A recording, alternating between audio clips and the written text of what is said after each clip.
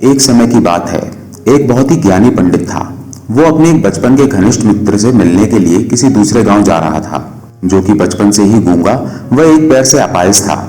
उसका गांव काफी दूर था और रास्ते में कई और छोटे छोटे गांव भी पड़ते थे। पंडित अपनी धुन में चला जा रहा था कि रास्ते में उसे एक आदमी मिल गया, जो देखने में बड़ा ही हष्टपुष्ट था। वो भी पंडित के साथ ही चलने लगा। पंडित ने सोचा कि चलो अच्छा ही है, साथ साथ चलने से रास्ता जल्दी कट जाएगा। पंडित ने उस आदमी से उसका नाम पूछा तो उस आदमी ने अपना नाम महाकाल बताया। पंडित को यह नाम बड़ा अजीब लगा, लेकिन उसने नाम के विषय में और कुछ पूछना उचित नहीं समझा। दोनों धीरे धीरे चलते रहे। तभी रास्ते में एक गांव आया। महाकाल ने पंडित से कहा, तुम आगे चलो, मुझे इस गांव में एक संदेशा देना है, मैं तुमसे आगे मिलता हूं। ठीक है, कहकर पंडित अपनी धुन में चलता रहा। तभी एक भैंसे ने एक आदमी को मार दिया और जैसे ही भैंसे ने आदमी को मारा, लगभग तुरंत ही महाकाल वापस पंडित के पास पहुंच गया। चलते चलते दोनों एक दूसरे गांव के बाहर पहुंचे, जहां एक छोटा सा मंदिर था। ठहरने की व्यवस्था ठीक लग रही थी और क्योंकि पंडित के मित्र का गांव अभी काफी दूर था, साथ ही रात्रि होने वाली थी, सो पंडित ने कहा, रात्रि होने वाली है, पूरा दिन चले हैं, थकावट भी बहुत हो चुकी है, इसलिए आज की रात हम इसी मंदिर में रुक जाते हैं। भूख भी लगी है, सो भोजन भी कर लेते हैं और थोड़ा विश्राम करके सुबह फिर से प्रस्थान करेंगे। महाकाल ने जवाब दिया, ठीक है, लेकिन मुझे इस गांव में किसी को कुछ सामान देना है, सो मैं देकर आता हूँ। तब तक तुम भोजन कर लो, मैं बाद में खा लूंगा। और इतना कहकर वो चला गया। लेकिन उसके जाते ही कुछ देर बाद उस गांव से धुआं उठना शुरू हुआ और धीरे धीरे पूरे गांव में आग लग गई थी। पंडित को आश्चर्य हुआ। उसने मन ही मन सोचा कि जहां भी ये महाकाल जाता है, वहां किसी न किसी तरह की हानि क्यों हो जाती है, जरूर कुछ गड़बड़ है। लेकिन उसने महाकाल से रात्रि में इस बात का कोई जिक्र नहीं किया। सुबह दोनों ने फिर से अपने गंतव्य की ओर चलना शुरू किया। कुछ देर बाद एक और गांव आया और महाकाल ने फिर से पंडित से कहा कि पंडित जी, आप आगे चलें, मुझे इस गांव में कुछ काम है, सो मैं आपसे आगे मिलता हूं। इतना कहकर महाकाल जाने लगा। लेकिन इस बार पंडित आगे नहीं बढ़ा, बल्कि खड़े होकर महाकाल को देखता रहा कि वो कहां जाता है और करता क्या है। तभी लोगों की आवाजें सुनाई देने लगी कि एक आदमी को सांप ने डस लिया और उस व्यक्ति की मृत्यु हो गई। ठीक उसी समय महाकाल फिर से पंडित के पास पहुंच गया, लेकिन इस बार पंडित को सहन न हुआ। उसने महाकाल से पूछ ही लिया कि तुम जिस गांव में भी जाते हो, वहां कोई ना कोई नुकसान हो जाता है, क्या तुम मुझे बता सकते हो कि आखिर ऐसा क्यों होता है? महाकाल ने जवाब दिया, पंडित जी, आप मुझे बड़े ज्ञानी मालूम पड़े थे, इसलिए मैं आपके साथ चलने लगा था, क्योंकि ज्ञानियों का संग हमेशा अच्छा होता है। लेकिन क्या सचमुच आप अभी तक नहीं समझे कि मैं कौन हूँ? पंडित ने कहा, मैं समझ तो चुका हूँ, लेकिन कुछ शंका है, सो यदि आप ही अपना उपयुक्त परिचय दे दें तो मेरे लिए आसानी होगी।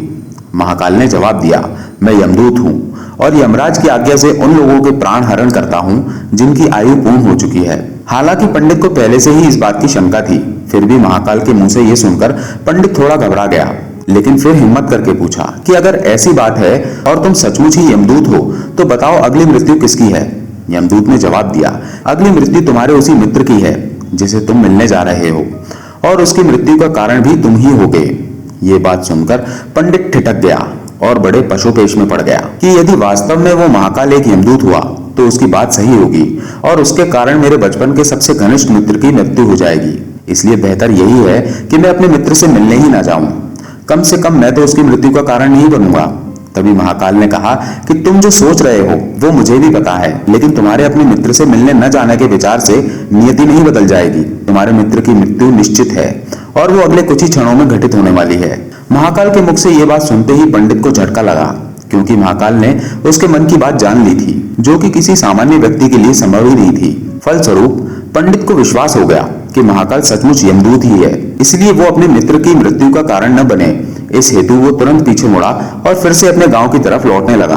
परंतु जैसे ही वो मुड़ा, सामने से उसे उसका मित्र उसी की ओर तेजी से आता हुआ दिखाई दिया, जो कि पंडित को देखकर अत्यधिक प्रसन्न लग रहा था। अपने मित्र के आने की गति को देख पंडित को ऐसा लगा कि जैसे उसका मित्र काफी समय से उसके पीछे पीछे आ रहा था। लेकिन क्योंकि वो बचपन से ही गूंगा व एक पैर से अपाहिज था, इसलिए न तो पंडित तक पहुंच पा रहा था, न ही पंडित को आवाज देकर उसे रोक पा रहा था। लेकिन जैसे ही वो पंडित के पास पहुंचा, अचानक न जाने क्या हुआ और उसकी मृत्यु हो गई। पंडित हक्का बक्का सा आश्चर्य भरी नजरों से महाकाल की ओर देखने लगा, जैसे कि पूछ रहा हो आखिर हुआ क्या उसके मित्र को। महाकाल पंडित के मन की बात समझ गया और बोला, तुम्हारा मित्र पिछले गांव से ही तुम्हारे पीछे पीछे आ रहा था, लेकिन तुम समझ ही सकते हो कि वो अपाहिज व गूंगा होने की वजह से तुम तक नहीं पहुंच सका। उसने अपनी सारी ताकत लगाकर तुम तक पहुंचने की कोशिश की, लेकिन बुढ़ापे में बचपन जैसी शक्ति नहीं होती शरीर में, इसलिए हृदयघात की वजह से तुम्हारे मित्र की मृत्यु हो गई और उसकी वजह हो तुम, क्योंकि वो तुमसे मिलने हेतु तुम तक पहुंचने के लिए ही अपनी सीमाओं को लांघते हुए तुम्हारे पीछे भाग रहा था। अब पंडित को पूरी तरह से विश्वास हो गया कि महाकाल सचमुच में ही यमदूत है और जीवों के प्राण हरण करना ही उसका काम है। क्योंकि पंडित एक ज्ञानी व्यक्ति था और जानता था कि मृत्यु पर किसी का कोई बस नहीं चल सकता, वह सभी को एक न एक दिन मरना ही है, इसलिए उसने जल्दी ही अपने आप को संभाल लिया। लेकिन सहसा ही उसके मन में अपनी स्वयं की मृत्यु के बारे में जानने की उत्सुकता हुई, इसलिए उसने महाकाल से पूछा, अगर मृत्यु मेरे मित्र की होनी थी तो तुम शुरू से ही मेरे साथ क्यों चल रहे थे?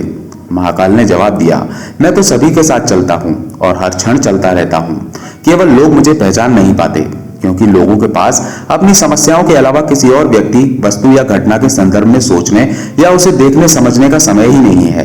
पंडित ने आगे पूछा, तो क्या तुम बता सकते हो कि मेरी मृत्यु कब और कैसे होगी? महाकाल ने कहा, हालांकि किसी भी सामान्य जीव के लिए यह जानना उपयुक्त नहीं है, क्योंकि कोई भी जीव अपनी मृत्यु के संदर्भ में जानकर व्यथित ही होता है, लेकिन तुम ज्ञानी व्यक्ति हो और अपने मित्र की मृत्यु को जितनी आसानी से तुमने स्वीकार कर लिया, उसे देखकर मुझे ये लगता है कि तुम अपनी मृत्यु के बारे में जानकर भी व्यथित नहीं होगे। सो तुम्हारी मृत्यु आज से ठीक 6 माह बाद आज ही के दिन, लेकिन किसी दूसरे राजा के राज्य में फांसी लगने से होगी।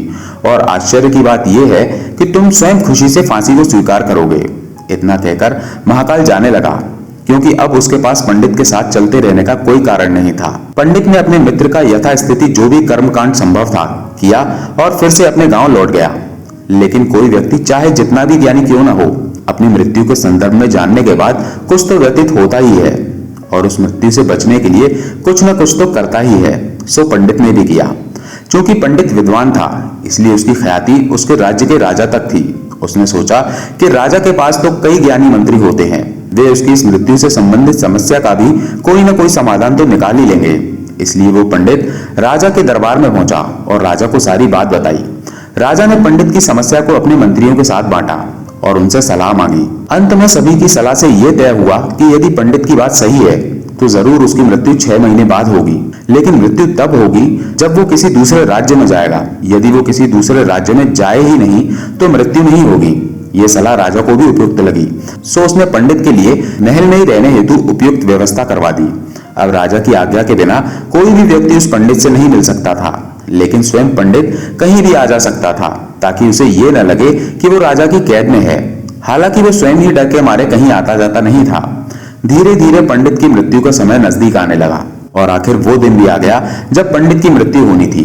सो जिस दिन पंडित की मृत्यु होनी थी उससे पिछली रात पंडित डर के मारे जल्दी सो गया, ताकि जल्दी से जल्दी वो रात और अगला दिन बीत जाए और उसकी मृत्यु टल जाए।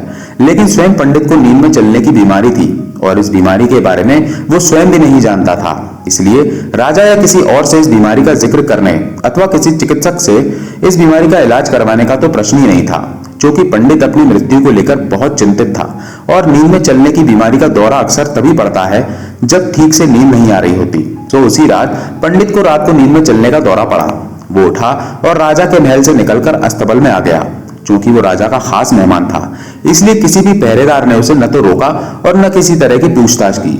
अस्तबल में पहुंचकर सबसे तेज दौड़ने वाले घोड़े पर सवार होकर नींद की बेहोशी में ही राज्य की सीमा से बाहर दूसरे राज्य की सीमा में चला गया। इतना ही नहीं, वो दूसरे राज्य के राजा के महल में पहुंच गया और संयोग से उस महल में भी किसी पहरेदार ने उसे नहीं रोका, न ही कोई पूछताछ की, क्योंकि सभी लोग रात के अंतिम प्रहर की गहरी नींद में थे। वो पंडित सीधे राजा के शयन कक्ष में पहुंच गया। रानी के एक ओर उस राज्य का राजा सो रहा था, दूसरी ओर स्वयं पंडित जाकर लेट गया। सुबह हुई तो राजा ने पंडित को रानी के बगल में सोया हुआ देखा। राजा बहुत क्रोधित हुआ।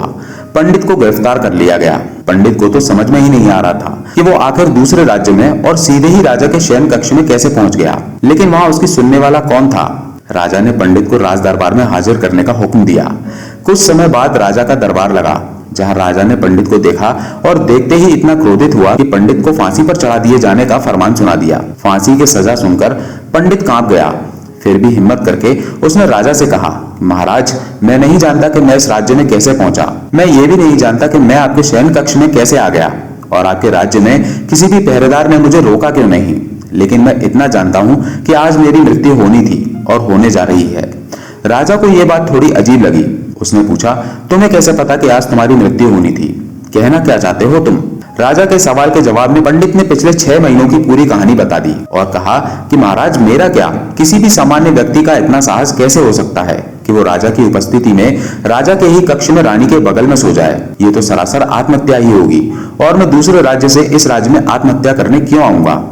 राजा को पंडित की बात थोड़ी उपयुक्त लगी, लेकिन राजा ने सोचा कि शायद वो पंडित मृत्यु से बचने के लिए ही महाकाल और अपनी मृत्यु की भविष्यवाणी का बहाना बना रहा है। इसलिए उसने पंडित से कहा कि यदि तुम्हारी बात सत्य है और आज तुम्हारी मृत्यु का दिन है, जैसा कि महाकाल ने तुमसे कहा है, तो तुम्हारी मृत्यु का कारण मैं नहीं बनूंगा। लेकिन यदि तुम झूठ कह रहे हो तो निश्चित ही आज तुम्हारी मृत्यु का दिन है। क्योंकि पड़ोसी राज्य का राजा उसका मित्र था, इसलिए उसने तुरंत कुछ सिपाहियों के साथ दूसरे राज्य के राजा के पास पत्र भेजा और पंडित की बात की सत्यता का प्रमाण मांगा। शाम तक भेजे गए सैनिक फिर से लौटे और उन्होंने आकर बताया कि महाराज, पंडित जो कह रहा है वो सच है। दूसरे राज्य के राजा ने पंडित को अपने महल में ही रहने की संपूर्ण व्यवस्था दे रखी थी और पिछले 6 महीने से ये पंडित राजा का मेहमान था। कल रात राजा स्वयं इससे अंतिम बार इसके शयन कक्ष में मिले थे और उसके बाद ये इस राज्य में कैसे पहुंच गया, इसकी जानकारी किसी को नहीं है।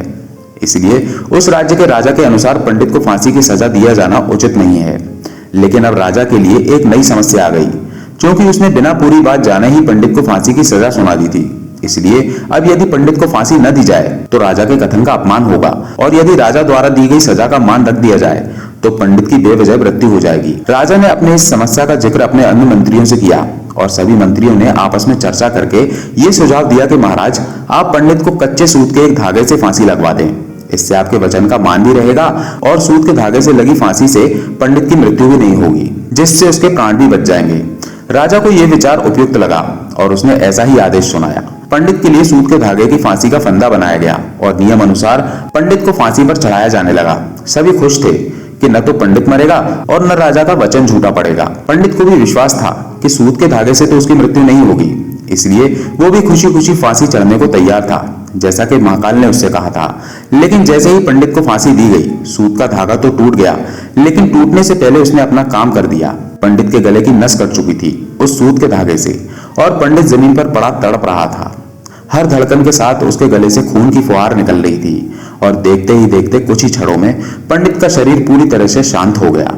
सभी लोग आश्चर्यचकित हक्के बक्के से पंडित को मरते हुए देख रहे थे। किसी को भी विश्वास नहीं हो रहा था कि एक कमजोर से सूत के धागे से किसी की मृत्यु कैसे हो सकती है। लेकिन घटना घट चुकी थी। नियति ने अपना काम कर दिया था। जो होना होता है वो होकर ही रहता है। हम चाहे जितनी सावधानियां बरतें या चाहे जितने उपाय कर लें, लेकिन हर घटना और उस घटना का सारा ताना बाना पहले से निश्चित होता है, जिसे हम रत्ती भर भी इधर उधर नहीं कर सकते। इसलिए ईश्वर ने हमें भविष्य जानने की क्षमता नहीं दी है ताकि हम अपने भविष्य को ज्यादा बेहतर तरीके से जी सकें, और यही बात उस पंडित पर भी लागू होती है। यदि पंडित ने महाकाल से अपनी मृत्यु के बारे में न पूछा होता तो अगले 6 महीने तक वो राजा के महल में कैद होकर हर रोज डर डर कर जीने की बजाय ज्यादा बेहतर जिंदगी जीता। प्रकृति ने जो कुछ भी बनाया है और उसे जैसा बनाया है वो सब कुछ किसी न किसी कारण से वैसा है, और उसको वैसा होने पर सवाल उठाना गलत है, क्योंकि हर व्यक्ति, वस्तु या स्थिति का संबंध किसी न किसी घटना से है जिसे घटित होना है। उदाहरण के लिए पंडित की मृत्यु का संबंध उसके मित्र से था, क्योंकि यदि वो उसके मित्र से न मिलने जा रहा होता तो उसको रास्ते में महाकाल न मिलता और पंडित उससे अपनी मृत्यु के संबंध में सवाल न पूछता। जबकि यदि पंडित अपने मित्र से मिलने न जाता और पंडित का मित्र बचपन से ही गूंगा व अपाहिज न होता तो उसकी मृत्यु न होती, क्योंकि उस स्थिति में वो अपने मित्र को पीछे से आवाज देकर रोक सकता था। यानी बचपन से प्रकृति ने उसे जो अपंगता दी थी उसका संबंध उसकी मृत्यु से था। इसी तरह से पंडित को नींद में चलने की बीमारी है, इस बात का पता यदि स्वयं पंडित को पहले से होता तो वो इस बात का जिक्र राजा से जरूर करता। परिणाम स्वरूप वो राजा के महल से निकल तो कोई ना कोई पहरेदार उसे जरूर रोक लेता, अथवा राजा ने कुछ ऐसी व्यवस्था जरूर की होती ताकि पंडित नींद में उठकर कहीं ना जा सके। यानी हर घटना के घटित होने के लिए प्रकृति पहले से ही सारे बीज बो देती है, जो अपने निश्चित समय पर अंकुरित होकर उस घटना के घटित होने में अपना योगदान देते हैं। इसलिए प्रकृति से लड़ने का कोई मतलब नहीं है, क्योंकि हमें नहीं पता कि किस घटना के घटित होने के लिए कौन कौन से कारण होंगे और उन कारणों से संबंधित बीज कब, कहां और कैसे बोए गए हैं, और इसी को हम सरल शब्दों में भाग्य कहते हैं।